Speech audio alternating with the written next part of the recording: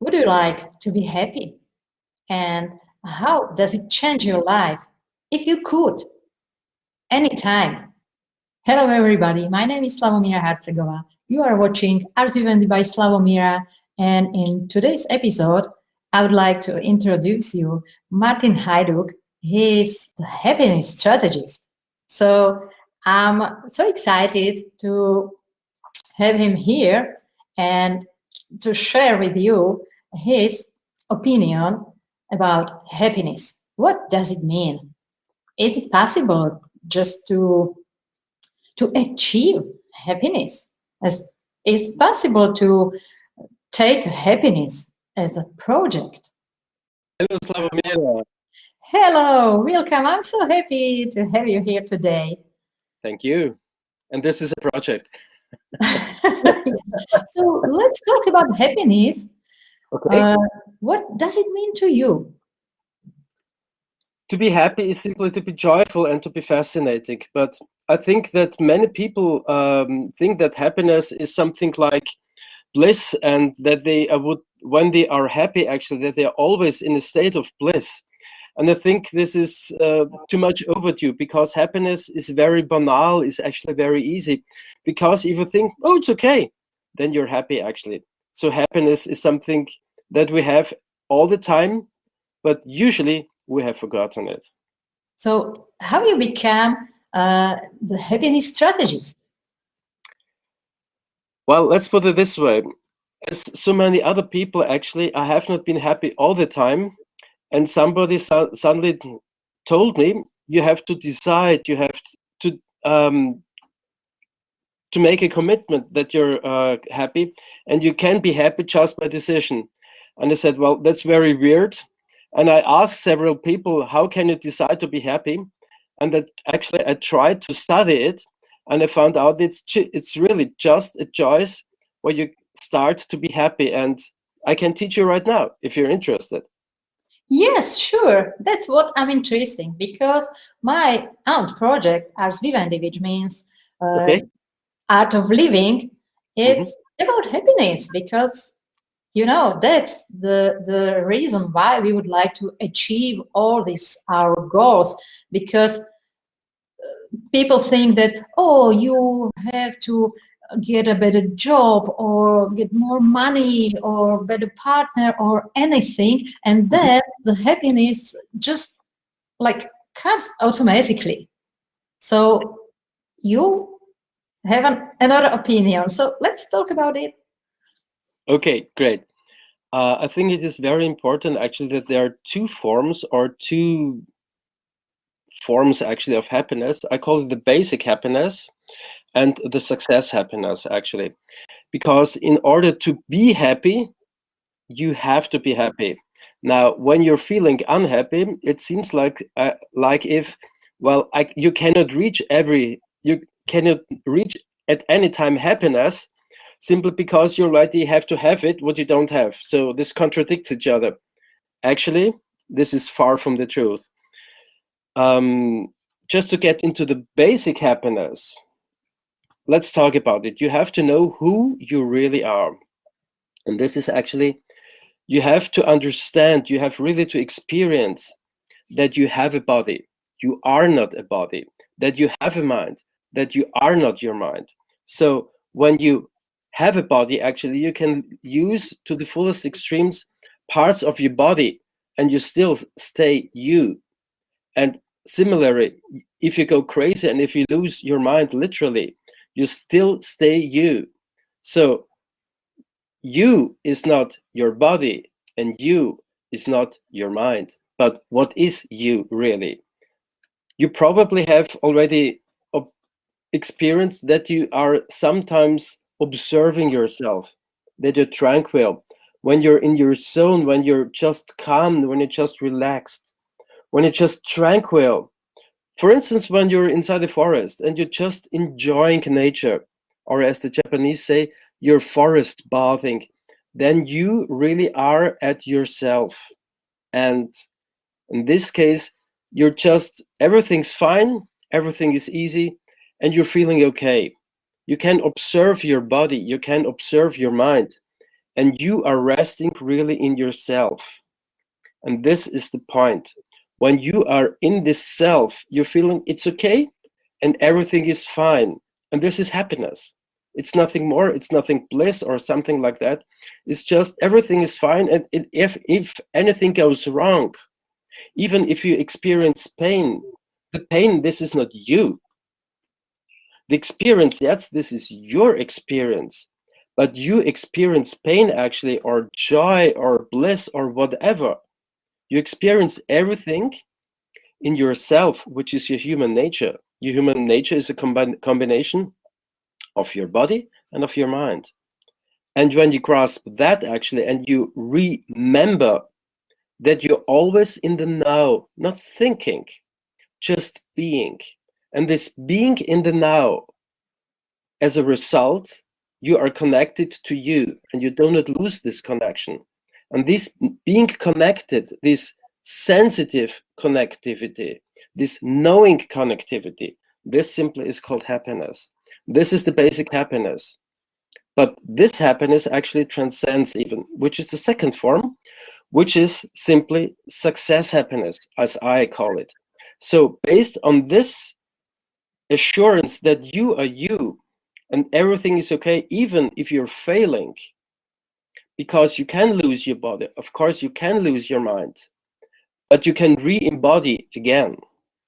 And this knowledge always tells you you are enough, and everything is just a surplus, it's just something additional, but it's not you. And being in yourself, being in your nature, you came into this world actually to achieve something. And when you set in your mind, I want to do this or I want to do that, what are you doing? Naturally, you want to succeed. You're striving for something. When you are striving for this something, and when you gained it, actually, you're feeling again some sort of joyful bliss that is called also happiness. But this is only one form of happiness based on the other. So right now, you just can start within your basic happiness that you always have and simply be happy, because this empowers you. Empowering, not somebody gives you the power, but contrary.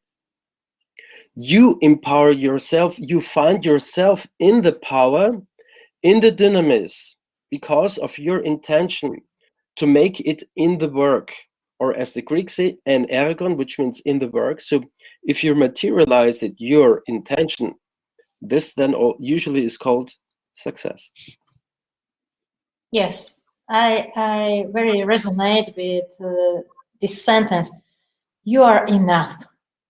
Yes, that's it. Because there's a lot of thinking like, oh my God, I'm so and so, I'm too fat, I'm too old, I'm anything. So I couldn't be happy because of this everything. But if the point is that I'm enough, so that's great. Yes. So you have the happiness project. So can you talk about it? You what, teach people how to be happy, or how? Yes and no. How to be happy, you have to do it yourself. Well, um, as we say in German, if you have to carry a dog for hunting, then it's not a hunting dog.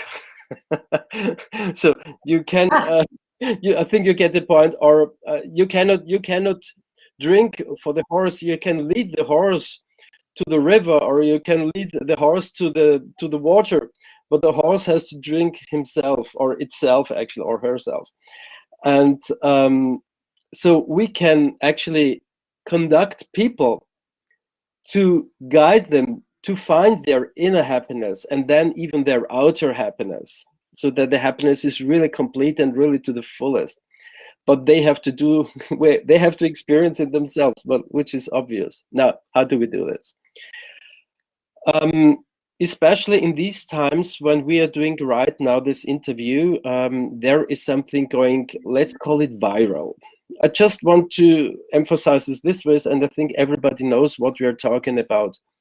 And this is a time actually where it emerges that something old is vanishing and something new is emerging, actually.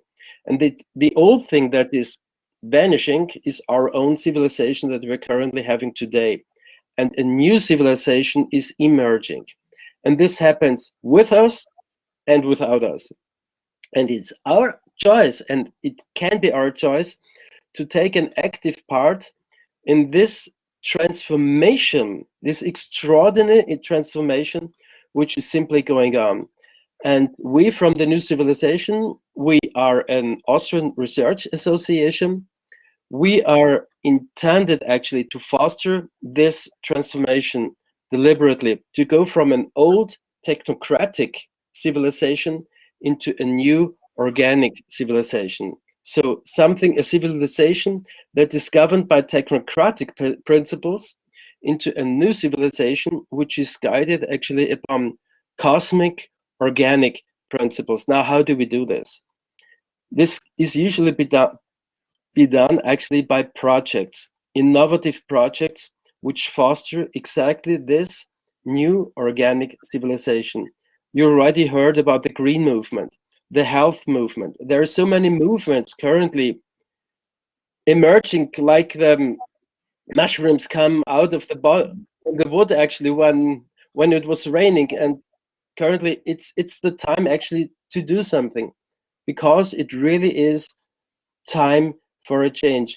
And actually, in order to foster these projects, we are providing some sort of a social permaculture. And this social permaculture actually is made up mainly of masterminds. And these masterminds are the breeding ground for these projects. And to set up these masterminds, actually, we we train people, we educate people in our cultivation zone, that they can actually be able to take their life to the fullest. Because when you take these 2 points, actually, the basic happiness and the success happiness, there is something as this striving in between, because this is the transformative power that everybody of us has. We came into this world actually to fulfill our life's work. And this work is not just laboring something. This is our destination. This is our vocation. This is our calling that we have. And when we know it, we can say, okay, our situation is like this currently, and we're trying to envision that, we're trying to imagine it, what this life's work means. So when you put this actually, when you try to visualize it, you're having a vision. And when you're living for your vision, you innately start to create. You start to be a creator. You innately start to take responsibility for the deeds or for the actions that you take. You're transitioning from being a victim, which is driven by external forces, by being driven by your internal forces. So you are driving yourself. You're not anymore driven by others. You take the full responsibility of your own life. And guess what? It's pure fun. It's pure fascination. This is freedom. Well, there might be restricting limits, but I want to create my own life. And the best way to predict your future is, as Eckhart Tolle says, to create it. And we even go further, actually. If you want to be some sort of an expert, you want to master something because you're so charmed by a topic. For instance, you like sewing, you want to be a tailor, or you love consulting with management people, you're a business consultant, you're mastering these themes, then you're an expert in your field. And when you want to be an expert in your field, you even go further. So it's not only your vision that you have, you also have a mission, because you can do your life's work in this field of your expertise. And even there is something further, if you like to go for that. If you say, I can do all this brilliantly with my mastership, but I want to open up social fields, social realms actually, where people can thrive and live the life in their fullest potential. And my challenge is, and my opportunity is, And my gift to the world is to open up, to spawn up these fields, these social morphic fields. Then I want to lead the people to their sources and where they can perform at their best. So then actually you're even going from your mission to your positioning, because then you are attracting the proper people where all this interchange actually starts to happen, when where you are starting projects, ventures, and whatsoever, or in the end, a new civilization. Yes, that's a very nice idea about Mhm. this new civilization. And I would like to ask, I know from my experience when I'm working with people that a lot of them are like disconnected from their soul. They Mhm. doesn't really know, don't really know what they want. They don't have a vision because they are so disconnected. They are just know that they must to do this work because they need to make some money to pay some bills or anything, and then in the moment then they feel that they're unhappy and it's this is not the life they would like to live, and they would like to make some change. They are in position they just don't know what to do, what's my vision, why I'm here on the planet. So do you have some tools how to like know yourself? Slavomira, thank you so very much for asking especially this question. Happiness is not only a choice, it's also a mindset thing, actually. You have to train your mindset in order that it works this way you want to have it. And it is, as everything is, a simple development, evolution, or a change process. So, yes, we have the tools, we provide them to the people, and they're twofold actually. On the one hand, it's mindset training, nothing but that, just to relax into your I am zone and cultivating this to be in the moment, to be in the present, to be in the now, or as we say it at the new civilization, to relax into your new. Because this new, the NU, simply means you are you. You are observing your body, you are observing your mind, and you know that you are not your body and that you are not your mind. But this not just in some blissful moments in the wood or so, but every moment in your everyday life. And to cultivate it into your everyday life, it simply needs training. Because when you start to relax into your own being, you will feel the power that you really have. Because you're not so much distracted, your focus is not so much distracted because you stay much more focused. And then as a result, you also become more effective, actually. That's one thing. But then the question arises, what reasoning does this have? What purpose does this have? And the question actually is, what purpose do you have? What reasoning do you have? And when you ask yourself these questions, you have to be very, very careful. And I would not actually start this questioning without actually having somebody who accompanies you. It can be a good friend, actually, who knows you and who encourages you. Because if you put yourself to this question, you could come up with the idea, well, my life sucks.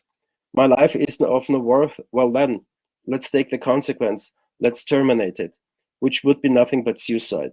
So you have to be very careful in this area. And actually, it's very important that you find your life's work, that you find your life's purpose, you find your life's mission, actually. And in this case, actually, we have special courses primarily as some sort of a boot camp, and then where you can actually attach to it some into the mastermind, where you are really gaining your life's vision. So we have 10 happiness areas, and in this happiness areas, you are invited to excel, not just in one or in two areas, but in all 10 of them. And it's, for instance, about your health, it's about your wealth, it's about your career, it's about your money, the way your spirituality is, your intimate life, your social life, your family life, the way you want to contribute, various form, and of course, how you, as you, are relating to yourself, which is nothing but your human nature. So you are not your human nature. You have a human nature, but do you love it? And this is called simply nothing but self-love. So these are the major tools that we provide, tools and techniques to get the people into their happiness. Great. I think we could let people to download material about these 10 types of the happiness and Mhm. let them to try to score themselves. What do you think? Absolutely, it's a fantastic idea. Let's do that. Okay, so I would finish our today's interview in this point, and just please download this document and score yourself. I'll see you in next episode with Martin, and we can talk more about how to know if I'm happy in this area or in that, and what can I do in this particular area of my life to improve my scores or something like this. So stay tuned. Don't forget to subscribe to my channel, because next time we will talk with Martin about these 10 kinds of happiness. Thank you for watching. Bye for today.